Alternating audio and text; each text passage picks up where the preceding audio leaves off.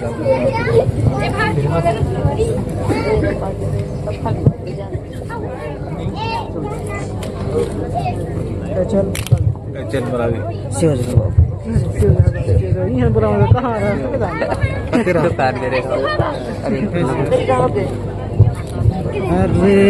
समझ गया कहीं नहीं आती यार।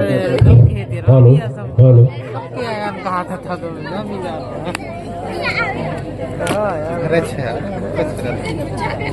गजब करके मराई फोन लगा के देखो ग्राम के कहाँ है ये पावन धरती को सेवा जोहार। ग्राम के समस्त देवी देवताओं को, इस ग्राम के हमारे समस्त पुरखों को, इस ग्राम में आज उपस्थित दूर दूर से आए हुए सगा समाज को, इस ग्राम में आज विश्व रत्न बाबा साहब अम्बेडकर जी की जयंती के उपलक्ष्य में संगीत के साथ और आवाज के साथ संपूर्ण टीम को, इस गांव के समस्त मातृशक्ति, समस्त पितृशक्ति, वो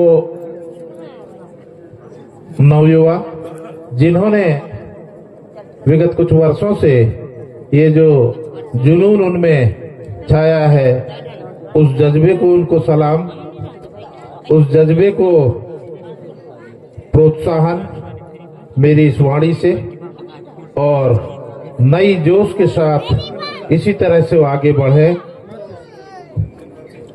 134वां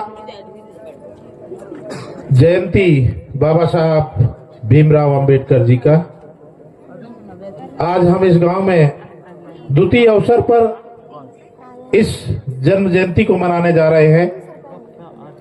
जितनी ये संख्या है, ये देख के खुशी तो हो रही है कि निश्चित रूप से इस जयंती को मनाने में हमारे युवाओं ने अच्छी मेहनत की है, अच्छा प्रयास किया है, जिससे इतने समाज को ये जोड़ सके। और आज के सफल कार्यक्रम के लिए यहाँ पर दूर दूर से सबको आपने आमंत्रित किया।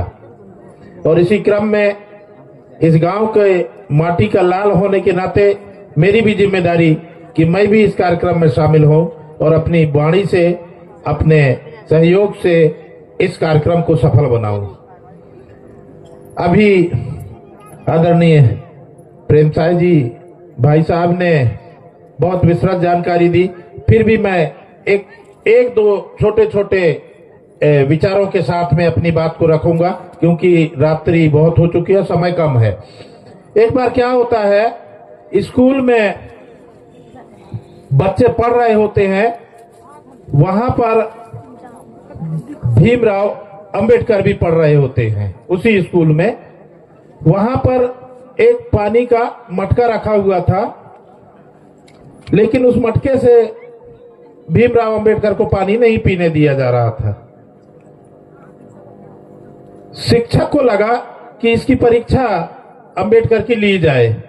उसने एक एक से बच्चों से पूछा कि बेटा आपको सामने क्या दिखाई दे रहा है।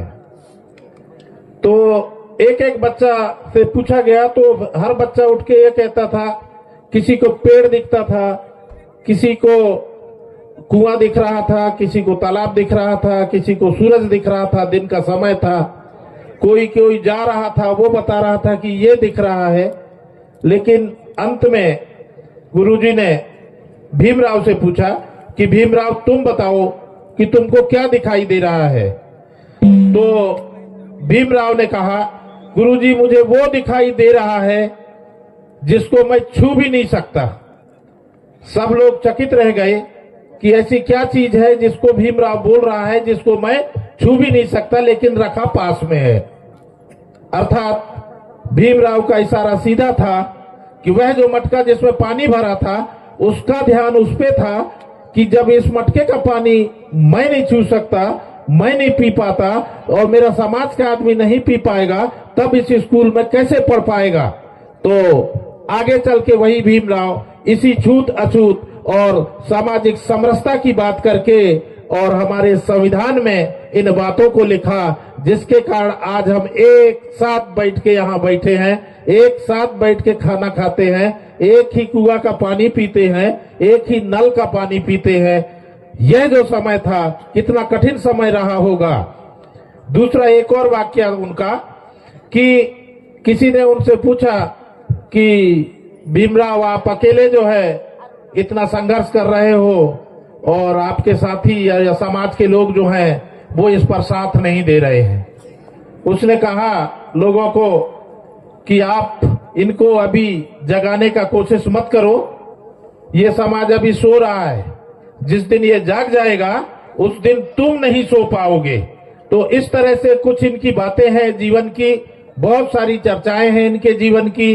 बस अंत में मैं शुभाशीष के रूप में गांव के युवाओं को यह बात कहूं कि आप जो भी काम करें संवैधानिक दायरे में रह करके करें।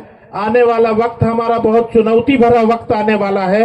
रोज नए नए प्रपंच, नए नए षड्यंत्र, नए नए जो है हमारे पीछे विचारों को भेजा जाता है, परोसा जाता है, जिसमें हम बट करके अपने ही समाज के बारे में घातक कदम उठा लेते हैं। अभी भैया ने स्वयं कहा था कि हमारे ही समाज के आदमी ने हमारे भाई के ऊपर ही रिपोर्ट दर्ज किया।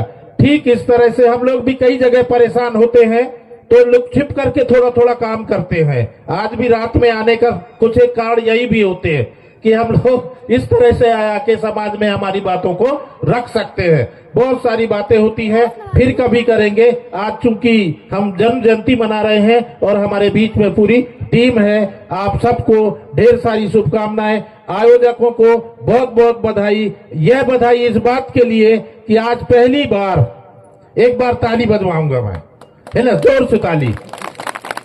आज पहली बार युवाओं में जान फूंकने वाला मंडला, डिंडोरी, अनूपपुर, उमरिया, शहडोल, इतने जो जिले हैं इसमें GSU गोंडवाना स्टूडेंट संगठन, उसका जिला अध्यक्ष हमारे पास में है, ऐसा अभी मैंने सुना।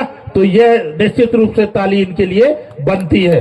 दूसरी बात, आज हम इस जगह पर बैठ के एक और नाम को सुने हैं जो प्रदेश का संरक्षक के रूप में हमारे बीच में भाई साहब आधार सिंह मरावी जी हैं, तो उनके लिए भी एक बार ताली मैं चाहूंगा। ऐसे बड़ी हस्ती जो जिला को संभाले, एक तो वो होता है जो कलेक्टर बनता है जिला को संभालता है, एक हमारे युवाओं को जिला में संभालता है, जो कोई भी कार्यक्रम होगा तो जिले में ले जाता है। ऐसे जिलाध्यक्ष, ऐसे प्रदेश के संरक्षक और हमारे माननीय प्रेम मरावी भैया, आप सबको मैं हृदय से धन्यवाद ज्ञापित करता हूं और अपनी वाणी को यहीं विराम देता हूं। सादर सेवा जोहार। जी।